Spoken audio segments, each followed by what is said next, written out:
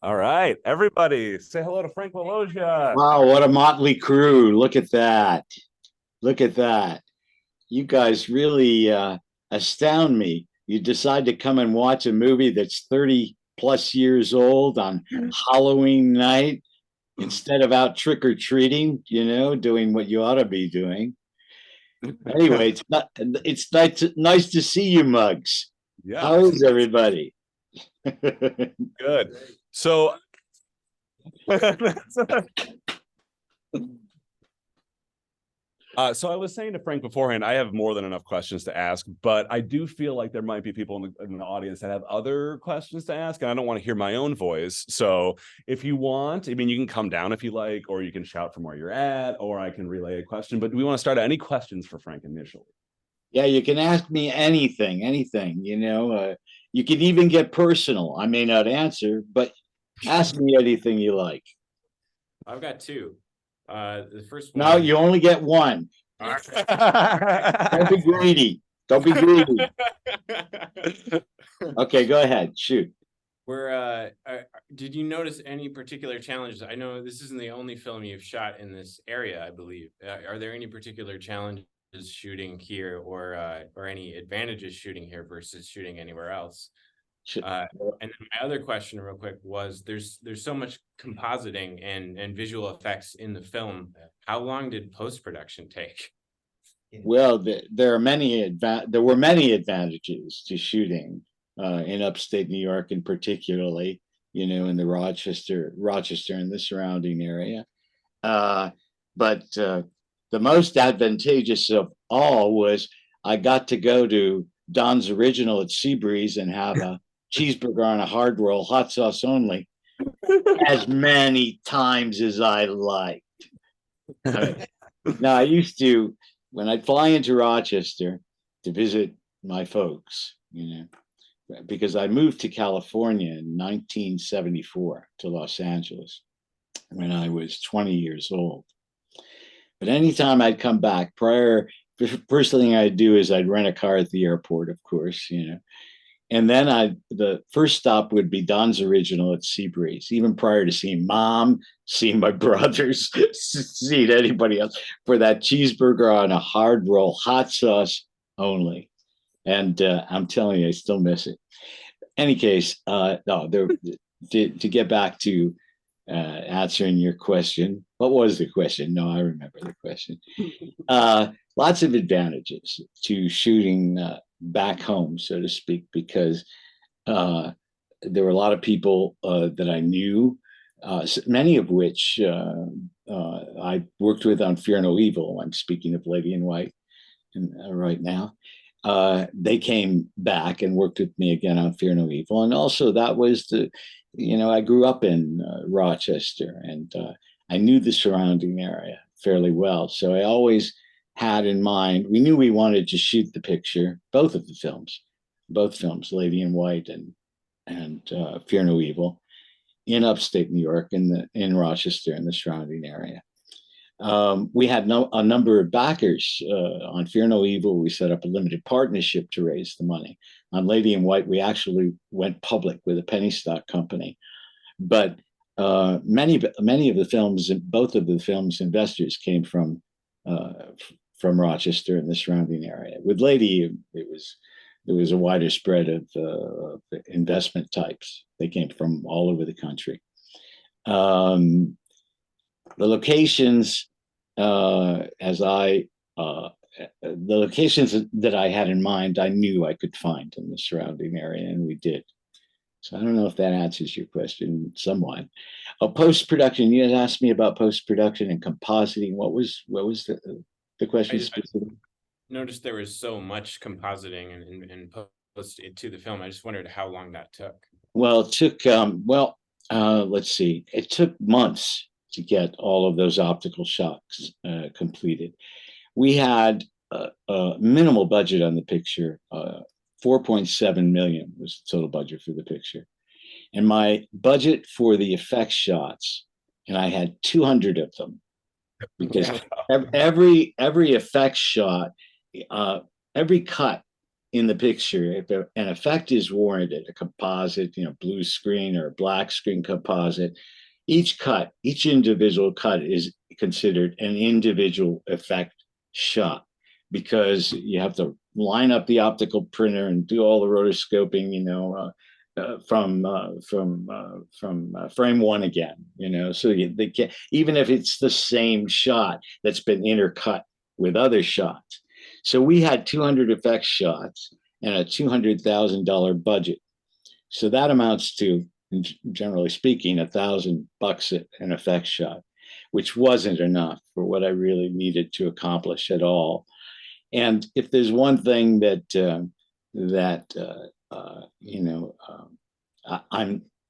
I've always been somewhat disappointed in some of the optical effects, the composite shots, the blue screen. But that ultimately, I think that the film, we managed to get away with the fact that we were limited budgetarily in that regard with people who love the film because they choose to embrace it nonetheless. And they basically, even if they don't understand that this was a low budget movie shot independently, that no studio was behind it, I think that the film ultimately touches them, moves them, and they don't give a shit. They're sold, and that makes me feel a little bit better.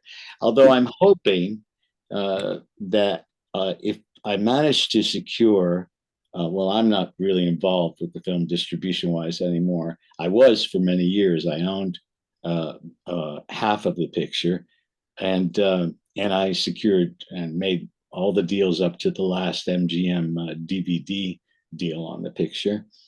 But then I sold the picture outright to MGM back in 2015, I think it was, my share of the picture.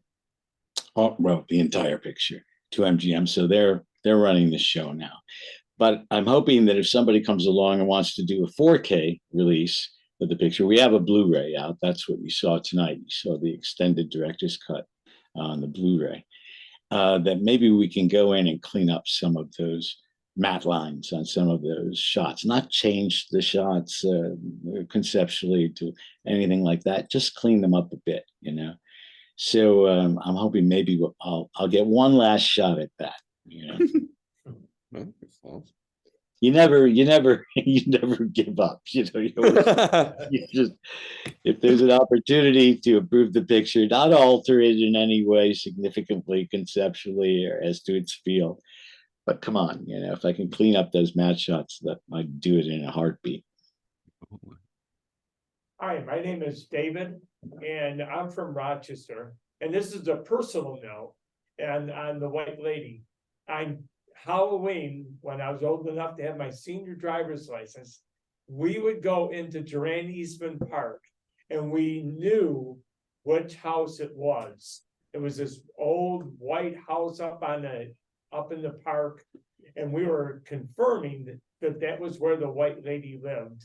And we would go on Halloween night every Halloween with a carload of guys, and well, women and guys, and check out to see if we could find the White Lady roaming the park looking for her daughter. How do you like that? I don't buy a word of what you just said. You went there to make out with the chicks. That's what it was all about, going there. And you're not going to put anything over on me, because you and I are basically of the same generation, and I know what we were doing down there when we went down there. Well, you had to have a reason to go there. Yeah, right. Come on, this is the Lady in White's hangout. Come on, you want to get? Oh, I'm scared. Well, don't be scared. Don't be scared. Come on, a little closer. I'll protect you. I'll protect you. No, I'm just kidding. I was telling Casey, and by the way, Casey, before I got to come in and talk to you guys. Casey shows up, and all the while, we've exchanged these emails. I thought Casey was a woman. That's how I got him here. Right. So he shows up, and I think, oh, Casey must be busy. She's probably there was something at the screening, or something. And then I go, wait a minute. He says, "Hey, Frank, I'm really nice to meet you." And I said, "Well, I wanted to ask him, where's Casey?" And then it all, kind of fell into place. So anyway, no, I never went down there, even though I grew up in Rochester. I'd go to Durand Eastman Park a lot, but I'd go there to walk around, read, that sort of thing, really, and to escape going to church, because my parents, until I left the house at age 18, well, it was, I was 18 when I went to university and 20 when I moved to LA. I would tell them, on Sunday that I was going to church, and I'd wind up at Durand Eastman Park, just hanging out. So, but I never, I knew where the spot was. I had a general idea, but I never really went down, checked it out, or went down with my buddies in that regard.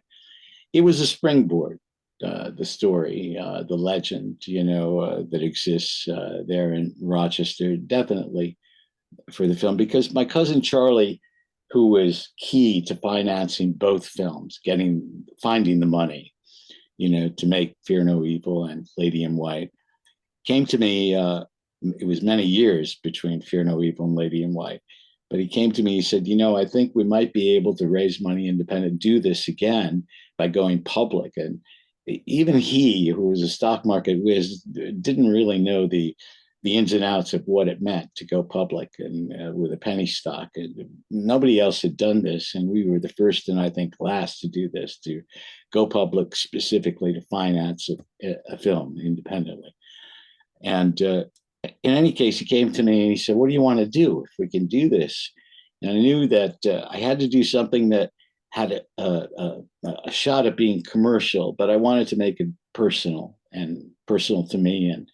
And so the ghost story, the idea of the legend, was an easy springboard for Charlie to get excited, because when I said, well, what about the Lady in White? What about we do a film about the Lady in White? And to him, that meant, ooh, scary ghosts. To me, it meant something completely different, because the idea had already begun to gel in my mind's eye before I approached him with it. So I wanted to make the film personal.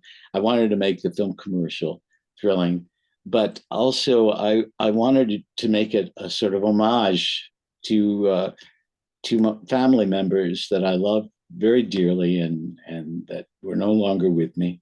So much of the film is autobiographical.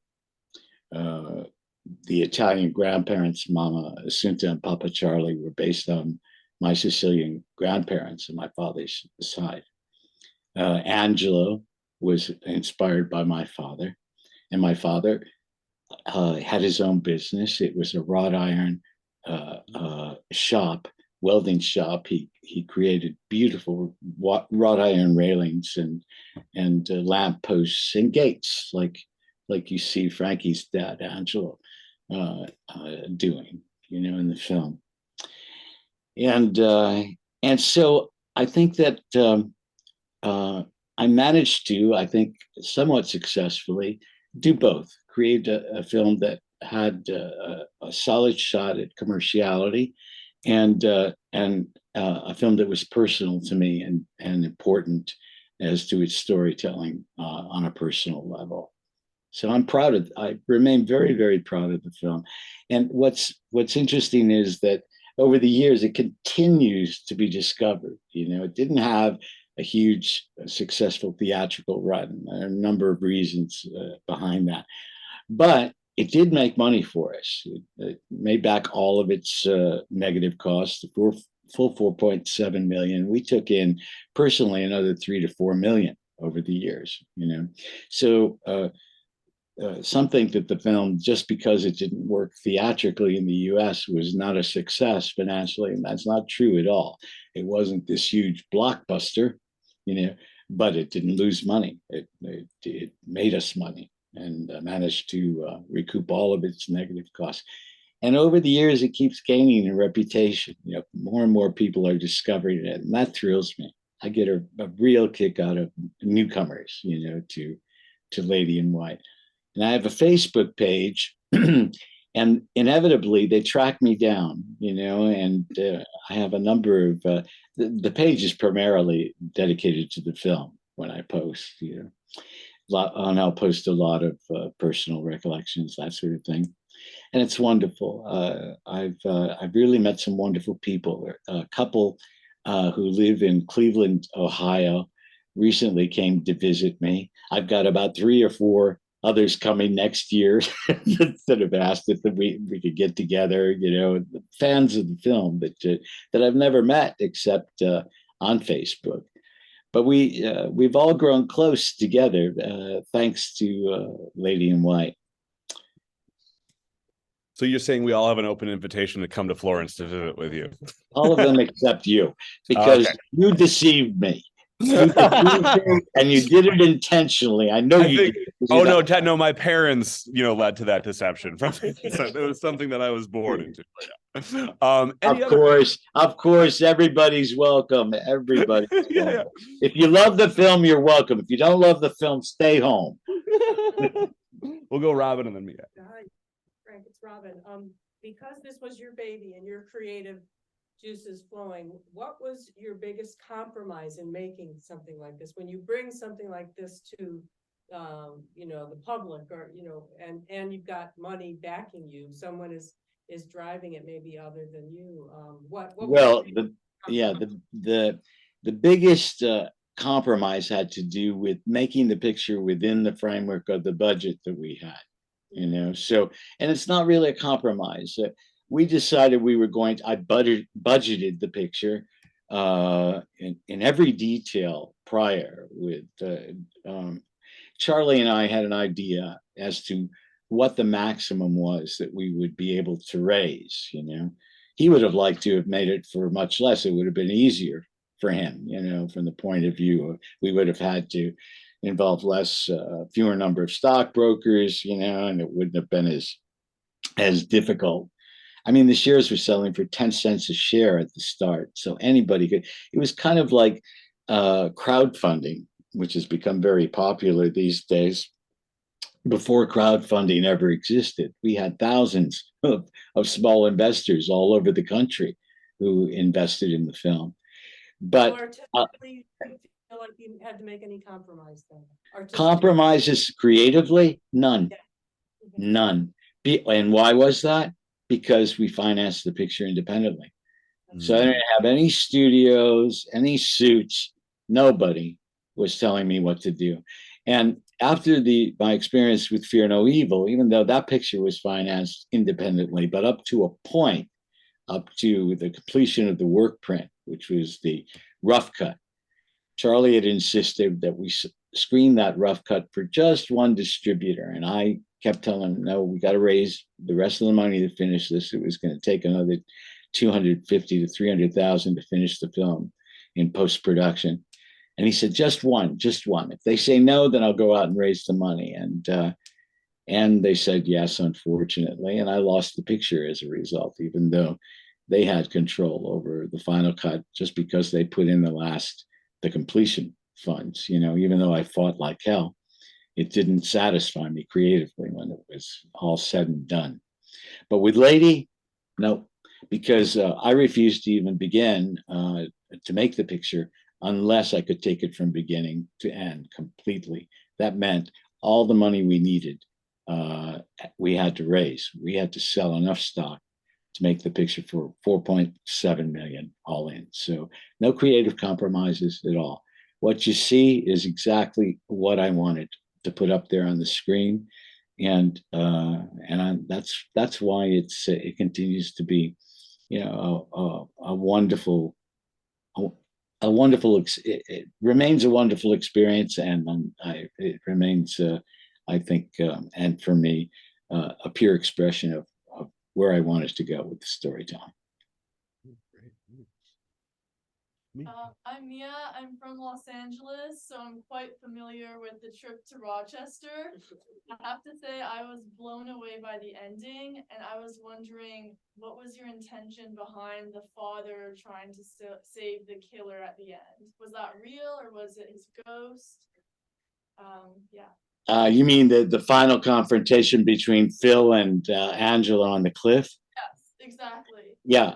Well, it was just all part of the way the story, a major part of the way. Look, when you're developing a story, whether it's prose, or writing for the screen, characters need to evolve, and you need to be able to feel them, in order for the audience to really love a movie. They've got to feel in their gut for the people up on the screen. I learned that lesson very, very early on, that feeling was essential to creating great stories and conveying those feelings, the feelings of the characters. And they have to evolve. The characters have to evolve or change or grow or face their fears, whatever the hell it is.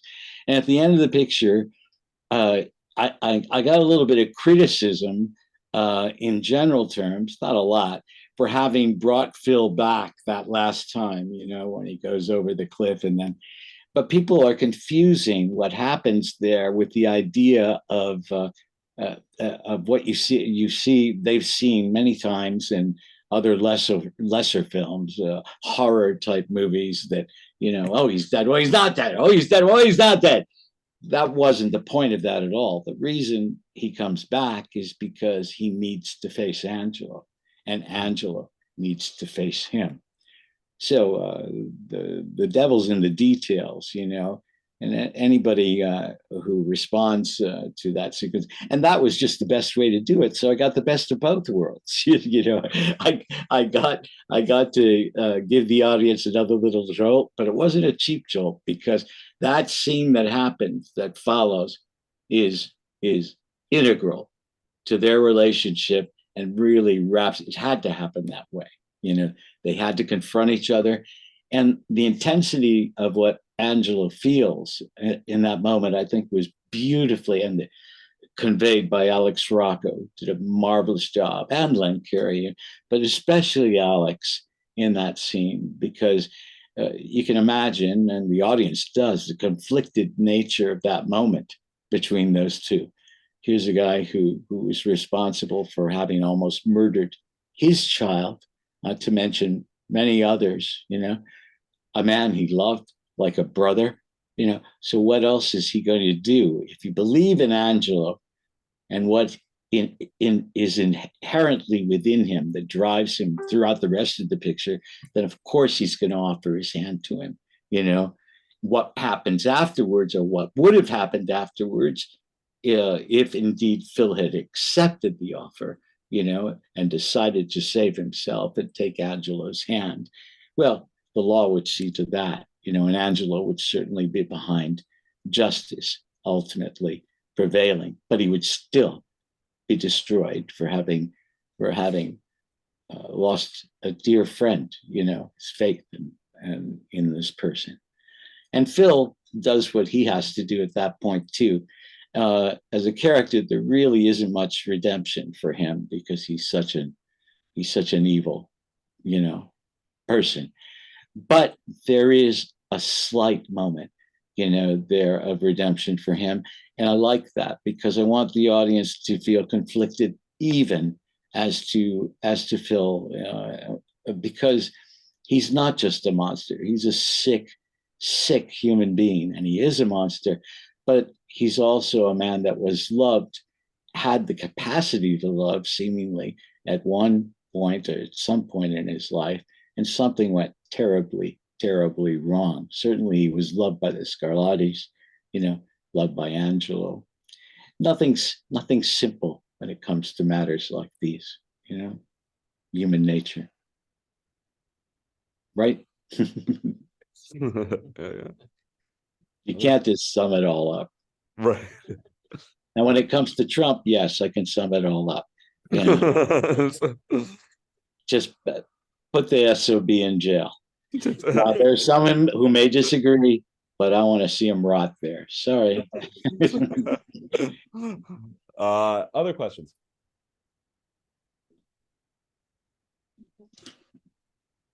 How about the score? The score was amazing, I thought. Very. Thank you. very Thank you. Like, how long did that take to arrange and?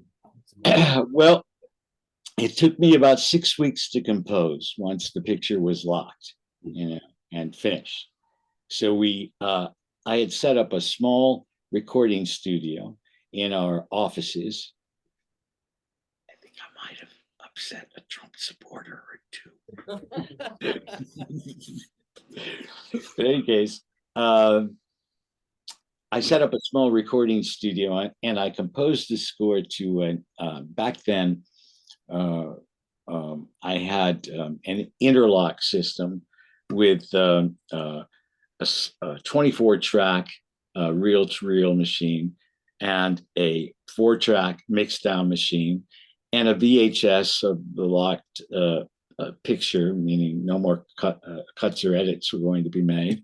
And I used my Yamaha DX7, which was a digital sample synthesizer, and everything was interlocked and rolling, so I could watch the film, create all of the various orchestrations with various instrumentation digitally sampled on this machine: woodwinds, brass, percussion, strings.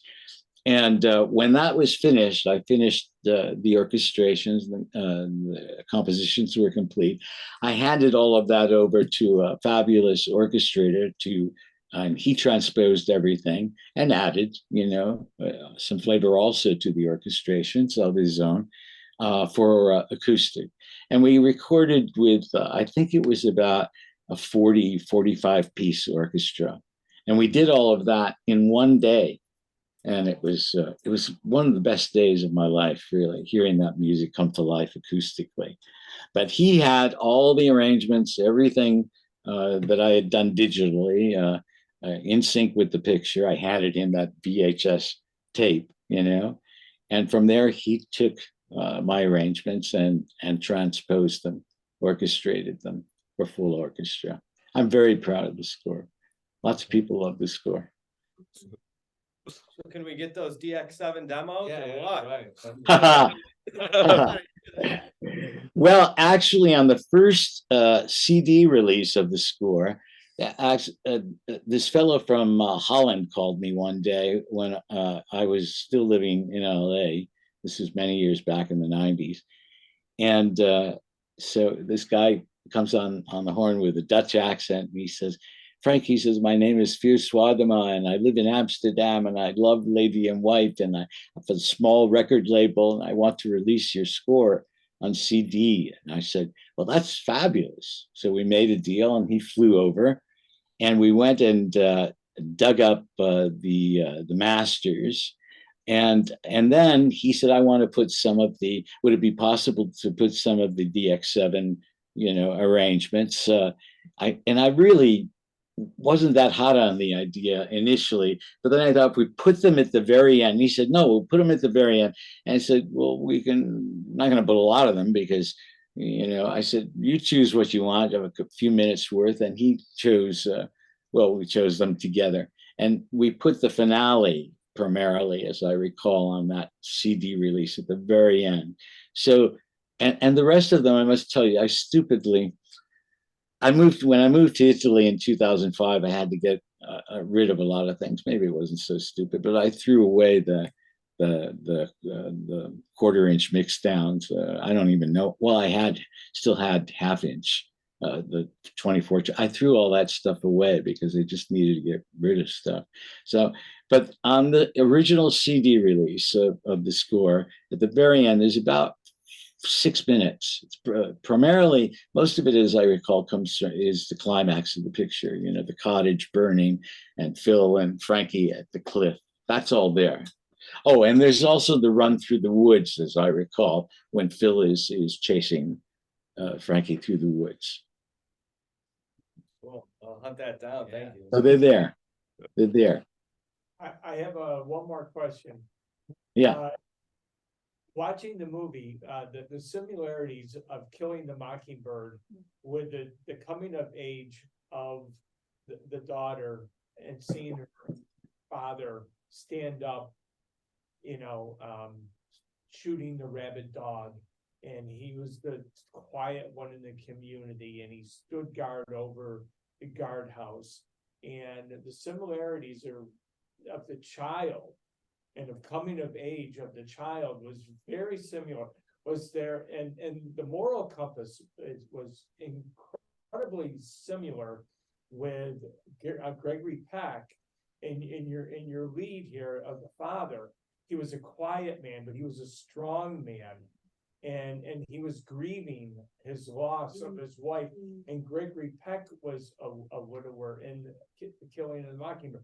How much of an influence and impact on that movie and in that book was part of your creation with The Lady in White? Right. Well, you know, among creative people, and we're all creative to a certain extent, and then we all do this, it's always best when you steal to steal from the best. So I readily admit that I was very much influenced by To Kill a Mockingbird because when I was a kid, it was the first adult movie I really got to see. I think it was released in 1962. Yeah, the year And this is. yeah, and my family was visiting relative. We were visiting relatives in Miami, Florida at the time, and I had my padrina Jean. She was my godmother. She was this wonderful, gorgeous, accomplished, successful career woman, but she was gorgeous, and I loved her dearly. And one afternoon, she said, "We're going to go see a movie together," and she took me to see To Kill a Mockingbird. So 62. I was born in 54, you know, so we're looking at what? Well, I was 6 years, 5, 6, 7 years old or something like that. You do the math. 6, 7, 8 years old, right? And it blew me away. So even at that age, I was just so immersed in the film, and it touched me deeply. And it was the first adult movie I'd ever really gone to the cinema to see. So yeah, I mean, I won't deny the fact that its influence was there. Did I specifically try to emulate, or I certainly had the film To Kill a Mockingbird, that story and the way it played in mind when I was structuring Lady in White, but I didn't specifically think to myself, this is going to be another To Kill a Mockingbird. So as I said, if anybody who creates, if you have a favorite or a number of favorite musicians, and you're a musician, you're going to absolutely be influenced by the musicians you love, you know, and you admire. If you're a writer, you know, you're writing prose, same thing. If you're a filmmaker, same thing. You know, thankfully, Night of the Living Dead wasn't what I was. Although Fear No Evil, at the end of Fear No Evil, that was at my cousin Charlie's insistence. He wanted dead people coming out of the ground, and I had to figure out a way to work dead people into a plot that really didn't need them at all. But ultimately, the thing about that the thing about that is, I remember when I took the work print to LA to screen it for Avco Embassy Pictures, hoping they would never make an offer, you know, that they'd turn me down. I sat in the screening room when all the execs were up front, and they sat there stone-faced watching the movie throughout the entire work print cut. And not a peep until we got to the dead people. As soon as the dead people came out of the ground, the president of the company, Bob Ramey, jumped up and said, "I can sell that." And that was it. It was done, you know. And then the picture got recut. It turned into something that wasn't the film that it was originally. But recently, I had I took another look at it. I hadn't seen it for years. I looked at the Blu-ray that Scream Factory had released a few years back, and I was actually quite blown away by it. You know, it's not the movie it might have been, but it still works, and it's a hell of a lot more courageous, and I think has some very unique creative chops. And that I'm not just speaking about myself, but about the work that other people also on the crew, Fred Goodrich's gave of themselves to the film. Fred Goodrich, the cinematographer, did a spectacular job with that film. It looks gorgeous. We made it for all in for $840,000. We shot for almost 10 weeks, you know, on that budget. And 300,000 of that was post-production. So we actually shot that film and wrapped production at $540,000. There's a lot more in that film, I think, to admire than denigrate. So I'm at peace with it now. It's no Lady in White, but I'm okay with it. Mm-hmm. So maybe I'll wrap with one. I was actually just thinking about this because you mentioned Night of the Living Dead. And I know you were out in LA at the time, but George Romero obviously was sort of known. I mean, aside from making zombie movies, but being someone that was from the Pittsburgh area, right, and was always working and operating in Pittsburgh. So I was going to ask, when you were thinking about where to shoot these things, the films, or thinking in that way, I mean, was there an analogy or was there a reference point with someone like Romero or other filmmakers that you saw that were working with a region they were familiar, or was it just because you wanted to go back there? No, with Fear No Evil, Charlie pretty much insisted, but I agreed with him that we needed to shoot the film locally because the investors, the people we were appealing to for money, were local people. And part of the appeal to they're getting them, they were doctors, lawyers, professional people that we knew, many that we did not know. And part of the appeal was that they would get to come down to the set and hang out, and if they wanted to, and watch a movie get made, And so that was a big deal. So, and with Lady in White, less so, much less so. But there were people, a lot of local people that bought stock in the company. But with Lady in White, I just knew that everything I needed in visual terms as to the location, I could find. I knew where to find it. I knew it was there, because I grew up in that area. So it worked out just fine. Nice. Yeah, I'll be. Oh, I did. I covered the hi from my mother-in-law earlier. But actually, funny enough, when I head out, I was realizing this while we were watching. When I head out tonight, I'd take Route 96. I live in Farmington, right? So I'm going to go. It's no longer Mid Lakes it's been a totally revamped school. But I was even thinking on the ride in this morning, I was like, oh, right, that's where that was shot, right? And that's one of the things I really love about this. I was mentioning to the audience beforehand is any direction, though nothing was made in Geneva specifically, any direction you look within half an hour, some major portion of this film was made. Absolutely. Right? And even I was sharing with Frank before, when I walked over before the sun came down, right? I'm just, I rewatched this film at the starting of last weekend, and as I was walking over, I was like, oh my God, it's Lady in White outside right now. It's and I think that that's one of the things that is incredibly evocative to me. But I'm presuming, and maybe we can wrap really quickly with this, is I was thinking about too, and this is maybe more of just a amusing thought. But you run the gamut of local performers, younger, professionals, and obviously Alex Rocco, Catherine Hellman, right?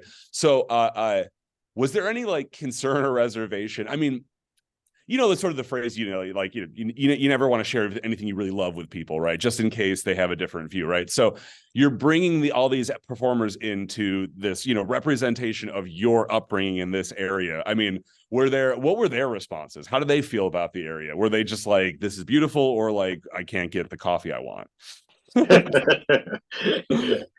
There was more of I can't get the coffee I want with the people I brought in for Fear No Evil. Right, yeah, of course. Not with Lady in White. Mm-hmm. With Lady in White, no, Alex Rocco, for him, this was the film of his career, and he loved. And it turned out to be, really, when it comes to his performance. Mm-hmm. People know him, and more so from The Godfather, of course, and some of his television appearances, perhaps. But this was the film that he was proudest of. As a matter of fact, his daughter, Jennifer, recently told me, a couple of years back, told me that after Lady in White, he used to carry in his case, his briefcase, whenever he went to an audition or he was filming, a number of the reviews that he got, and they were, all of them were laudatory. The best reviews he ever got in his life, and and he loved the film. But he had to convince me that he was right for the film, because I was a bit concerned about his past film personas. I thought this guy's pretty much at that point anyway. He wasn't really known for his comedic, chops. That started to come a little later, but in television primarily.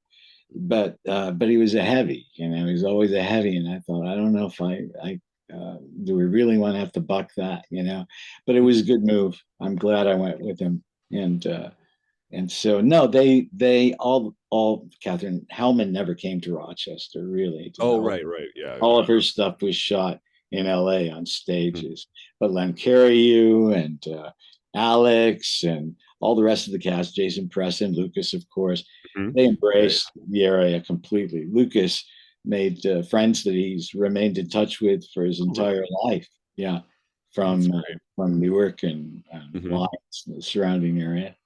Yeah. And no, it was a great experience for them. They love shooting the picture up there in our neck of the woods. Absolutely. Yeah. Oh, any last? Well, Frank, thank you again. If it wasn't clear to everybody, it's what, it's almost 3 o'clock for you right now? Yeah, it's 3 o'clock. So it's 3 a.m. and he's been up, I don't know if all day, but we were communicating since about 11 his time. So if we could give one more round of applause for Frank. Thank you so much for coming out, Frank. It was delightful to watch. Can we get those two people, those two Trump supporters back? I want to apologize. It's all right. There's they already paid their ticket. It's a free screening. But yeah. Anyways, like poor Mrs. Chilak in the film. I want to apologize. All right. Anyways, no, I'm kidding. Who knows? Maybe that wasn't the case. I'm just right. No, they didn't seem over. I'm being silly. I know. Greg, it was lovely again talking to you, and I will follow up with you soon. I'll send you a recording of all this, and we'll keep in touch. All right, Casey, you're a sweetheart. Thanks, everybody. Really appreciate it. Thank you very much. Halloween. Happy Halloween. All right. Thank you. Okay. Bye. Happy Halloween.